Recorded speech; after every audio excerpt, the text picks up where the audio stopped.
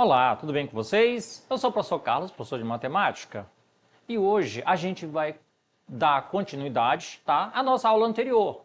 Nós estamos falando de álgebra lineares, tudo bem? Como a gente falou um pouco dos conceitos, hoje nós vamos trabalhar um pouco de resolução, tudo bem? Nós vamos mostrar aí, tá, para vocês relembrarem, tá? A gente vai relembrar um pouquinho da parte de álgebra. Para resolver um problema, tá? Muitas vezes é necessário traduzir a situação descrita para a linguagem algébrica por meio de sentenças ou expressões com letras que representam números desconhecidos, tá? Com a escrita algébrica é possível fazer a generalização, escrever fórmulas e modelar situações. E aí a gente pode ver, tá, que a equação ela está escrita ali. A gente vai ver alguns problemas, tá? Resolvendo.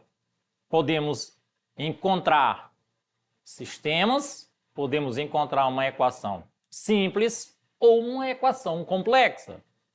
Tudo bem? Então, olha aí. Aplicações de álgebra linear. A álgebra linear é um ramo da matemática que surgiu do estudo detalhado de sistemas de equações lineares, sejam elas álgebricas ou diferenciais.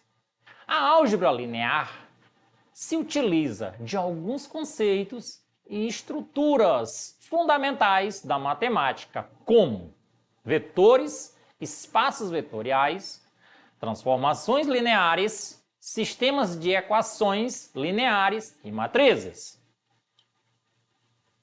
Então, dando uma revisão sobre isso aí, foi o que a gente começou na aula anterior.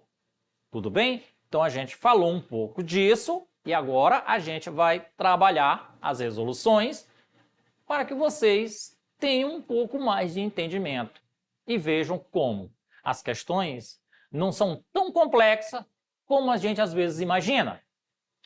Vejamos.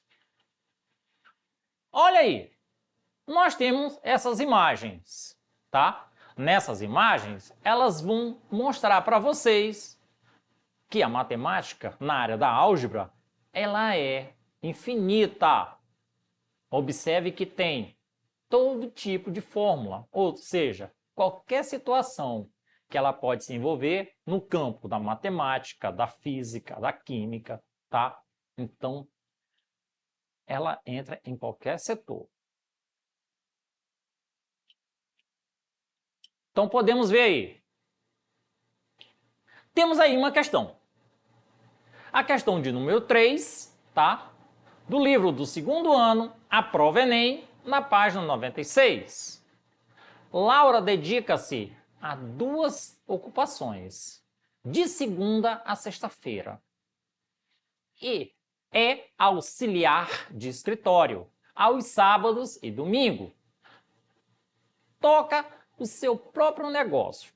Como auxiliar, ela trabalha um total de 44 horas por semana. E o valor de sua hora de trabalho em seu negócio é de 60%, maior que o valor de sua hora de trabalho no escritório. Quantas horas, tá, do fim de semana Laura deverá dedicar ao seu negócio para que ele seja semanalmente tão rentável quanto ao seu trabalho no escritório? Observe aí que nós temos 5 alternativas. Nesse caso, pessoal, a gente vai observar, tá, que na primeira aula a gente trabalhou fórmulas e resposta, tudo bem? Então, olha só, quando a gente está trabalhando com álgebra, nesse caso aí, você está vendo as 5 alternativas, certo? Então, nesse caso, a gente vai ter que resolver a questão, tá? Na primeira aula, mostrei como encontrar as fórmulas para resolver o problema. Nesse caso, a gente vai resolver o problema. Tudo bem? Então, olha aí, continuando. Seja X o número de horas dedicadas semanalmente a seu negócio e N o valor da hora de trabalho no escritório. Então, o valor da hora de trabalho em seu próprio negócio é dado por 160% de N, ou seja, 1,6 N.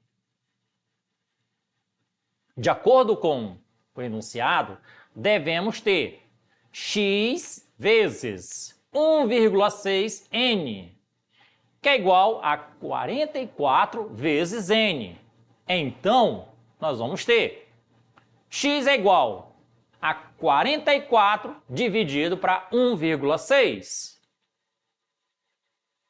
X é igual a 27,5. Portanto, para que seu negócio seja semanalmente tão rentável quanto seu trabalho no escritório, Laura deverá trabalhar nele 27,5 horas. Portanto, aí a nossa alternativa correta é a letra C.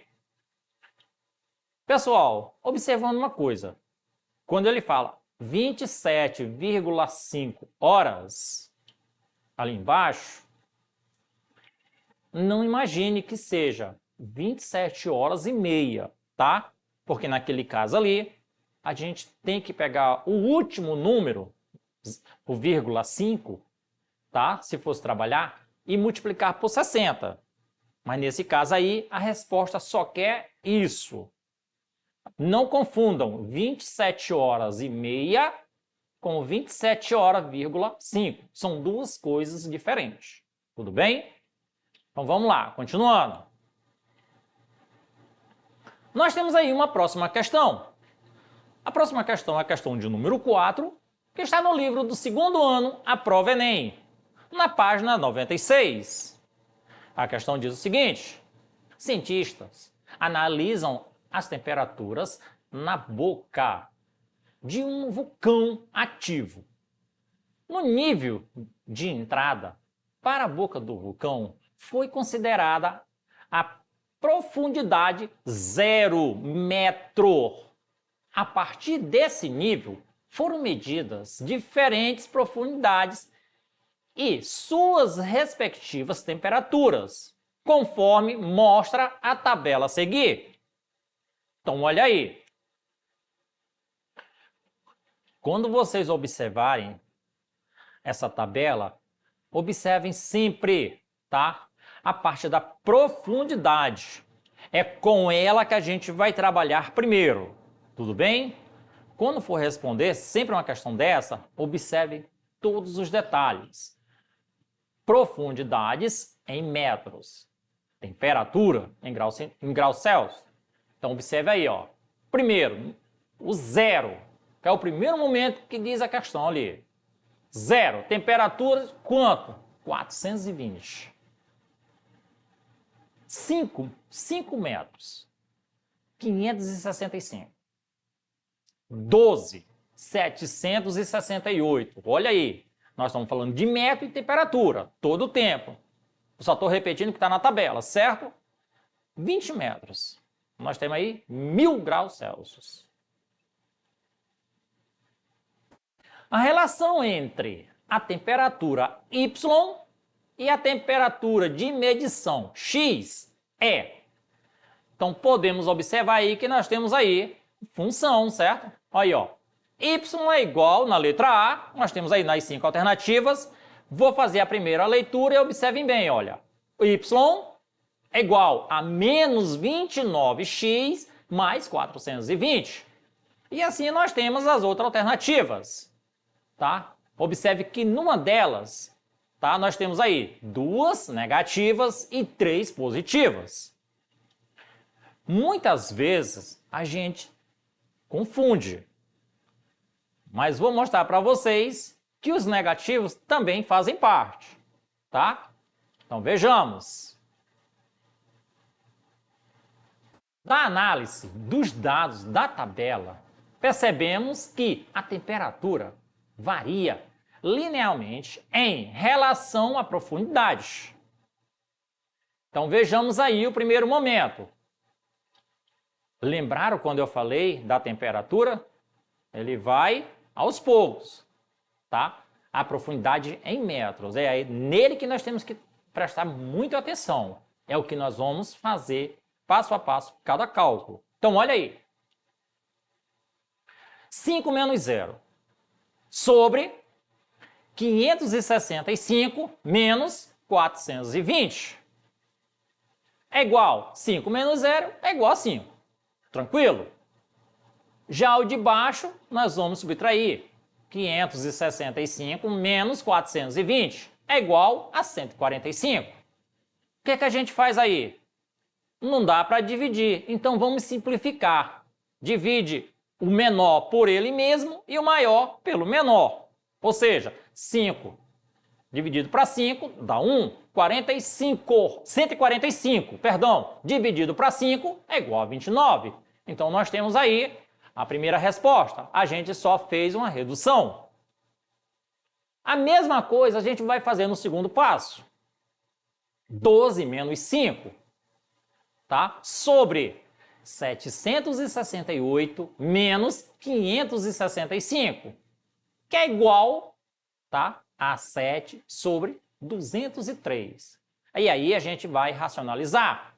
Divide o maior pelo menor e o menor por ele mesmo. No mesmo sentido que a gente fez em cima. 7 dividido para 7 é 1. 203 dividido para 7 é igual a 29. Temos o terceiro momento.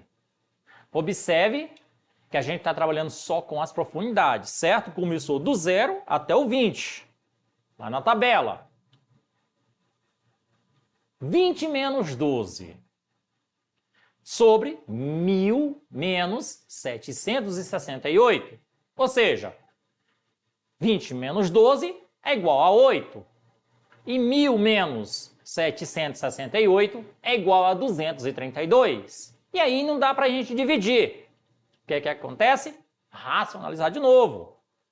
Divide o maior pelo menor e o menor por ele mesmo. Então vamos lá. 8 dividido para 8 dá 1. 232 dividido para 8 é igual a 29. Antes de tudo, observe que todas as respostas, tá? Olha aí, ó. 1 sobre 29, 1 sobre 29 e 1 sobre 29, certo? Sempre temos que ter cuidado. Às vezes a gente pensa que uma questão dessa está errado, mas não. Então, temos uma relação do tipo y, que é igual a x mais b. Substituindo alguns valores da tabela, nós temos. Olha aí. Sistema linear, certo? Nós vamos ter aí um sistema. Observe. A vezes 0 mais b, que é igual a 420. Primeiro momento. A vezes 20 mais b, que é igual a 1.000. Segundo momento. Para a gente resolver uma questão dessa, nós vamos aí, ó, D1 da primeira equação. Nós vamos falar da primeira equação. Então, olha só, pessoal. Se a gente substituir aí, ó, né? A gente substituindo esse valor, tá? Em 2, nós vamos ter. Pegamos a equação que está ali, a segunda equação, e colocamos aqui embaixo, ó. Alfa vezes, tá? O A, a gente podemos dizer, perdão, A vezes 20 mais 420, que é igual a 1.000. Nesse caso aí, ó, a gente pode observar esse ponto. Portanto, a temperatura obedece à relação Y é igual a 29x mais 420. Portanto, tá aí a nossa alternativa correta é a letra B. Então, viu só, pessoal? Quando a gente observa assim, a gente pensa que tem equações que elas são difíceis de fazer, mas não. Temos que ter cuidado sempre na substituição. A substituição das equações é que tem que ter cuidado. Quando você elimina ou quando você troca uma letra pela outra, tá? Ou quando leva num sistema uma letra para o segundo membro. Nesse caso aí, ela foi mais simples. Tudo bem? Pessoal, essa foi a nossa aula de hoje. Para rever essa aula e outras, acesse as nossas plataformas. Até a próxima aula!